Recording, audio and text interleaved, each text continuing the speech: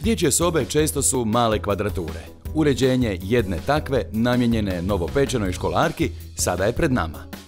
Kao što vidite, ovdje još nemamo ni zidove. Ovo će biti dječja soba za djevojčicu. Sada krećemo sa projektiranjem, a onda i sa radovima. U obiteljskom stanu morali smo pronaći prostor za dvoje djece. Mlađa kći po svaku cijenu želi vlastitu sobu, pa smo u zadanoj kvadraturi pronašli način kako se prilagoditi željama, ali i stvarnim mogućnostima prostora. Prilagodbom tlocrta smo umjesto jedne velike i prostorne sobe dobili dvije manje. Jedna od njih je iznimno mala prostorija, no time smo ipak osigurali toliko željenu vlastitu sobu. Želimo da prostorija odiše mladenačkim šarmom, pa Mirjana odmah definira materijale. Nježni ružičasti tonovi u kombinaciji sa sivim i tirkiznim djelovat će skladno ako se međusobno nadopunjuju i ponavljaju. Uzglavlje u sivoj boji izradit će nam naftalina. Htjela bi neke svjetlije materijale i da bude sve tapicirano, obučeno. Može, vidim super. Da sam mi tu donijela nešto, mogu vidjeti odmah. Ali ne bi baš pliš ovaj puta. A gle, a boja? Ovo je krasno. Čak ova tu, zato što sam malo da vidim još ovo. Ova će mi biti ipak malo pretamna, ova mi je presvjetla. Ova je odlična. Ovu bih htjela, s tim da bi voljela isto da imamo gumbiće i da se obuku istu tkaninu. Super. To možeš, jel tako? Može, tkanina je super čvrsta, ugodna je na opip, ima ovu iza podlogu koja joj daje baš nekakvu ugodu i kad se nasloni curka na to će uživati. To je to onda, dogovorili smo. Je. Tlocrt i osnovne stavke su definirani, pa radovi na uređenju nove dječje sobe mogu početi.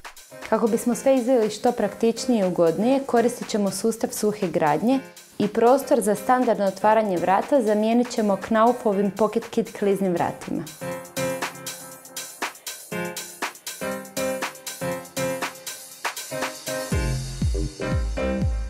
Evo, pri kraju smo montaže Pocket Kita. S obzirom da nam je jako mala sobica i još manji hodnik, odlučila sam se baš za taj sistem jer mislim da je najbolji. A gdje ga inače najčešće koristite? Znači, najčešća upotreba Knauf sustava kliznih vrata Knauf Pocket Kit se upotrebljava kod prostora koje trebamo vrlo brzo pregraditi i ostaviti funkcionalnim. Dolaze u sustavu za jednokrilna, ovdje smo primijenili dvokrilna vrata. Nakon onih osnovnih, grubih, slijede ljepši radovi, a izgled buduće sobe djevojčice polako poprima svoje lice. Odabrana ružičasta nijansa iz Kromos Polyflor palete naglasit će dječju razigranost i nadopunjavati se s tapetom cvjetnog uzorka. Izradom zidova gotovi okvir sobe u kojem ćemo sada maksimalno iskoristiti prostor. Naravno, koristit ćemo namještaj po mjeri kako bi iskoristili svaki centimetar prostora, pa idemo u Elgrad. Mladena, ovaj puta radimo iznimno malu dječju sobu od svega 6 kvadrata i bitno mi je dobro organizirati unutrašnjost ormara i naravno iskoristiti svaki milimetar prostora. U tako maloj sobi jedino rješenje je izrada namještaja po mjeri i tu ćemo sigurno riješiti sve zahtjeve. A za dobru organizaciju unutrašnjeg ormara je savršen naš novi program Elegance. Mislim da je najbolje da ga idemo vidjeti. Ajmo. Mirjana, ovo je taj naš program koji smo spomenuli, kojim rješavamo organizaciju unutrašnjosti garderobnih ormara. Evo vidiš, imamo jednu zgodnu plitku ladicu sa puno podjela, gdje se mogu manje i sitnije stvari složiti. Imamo dublju ladicu sa staklenim stranicama. Ovo je jako pregledno, ovo je lijepo. Da se vidi sa strane. Isto takva sa žičanim stranicama. Može biti i ratan stranice.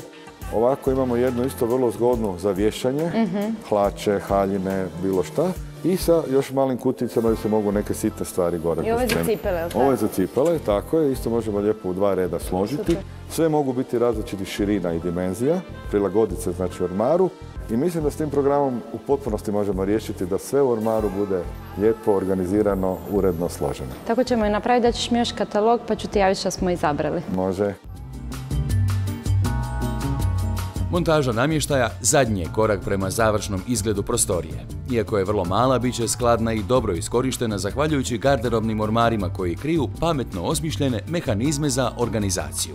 Za skladan izgled odabrali smo i sklopke i utičnice Schneider Electric s kromiranim okvirom.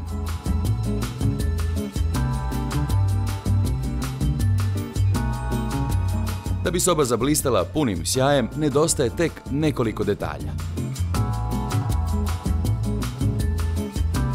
Mala soba za 7-godišnju djevojčicu kombinacija je sive, ružičaste i tirkizne boje. Na prvu se čini kao prilično hrabar odabir, no kad su jake boje korištene kroz detalje i pomno planirane, tada čine skladnu i zanimljivu kombinaciju. S obzirom da ova soba ima samo 6 kvadrata, odlučili smo je kompletno opremiti sa namještajem po mjeri. Dobili smo iznimno puno ormara, ladičare, stol i čak prostran krevet.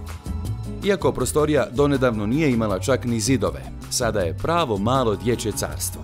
Unatoč činjenici da se prostire na svega 6 kvadrata, ima sve što je mladoj školarki potrebno da bezbrižno uživa, uči ili se pak druži s prijateljima.